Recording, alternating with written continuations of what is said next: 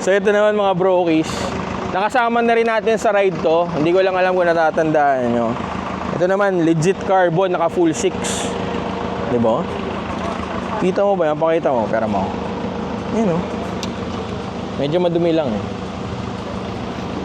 Tapos ang exhaust naman nito, naka ano to eh, Acra. Pati yan o. Full carbon yan o. Tapos naka Acra.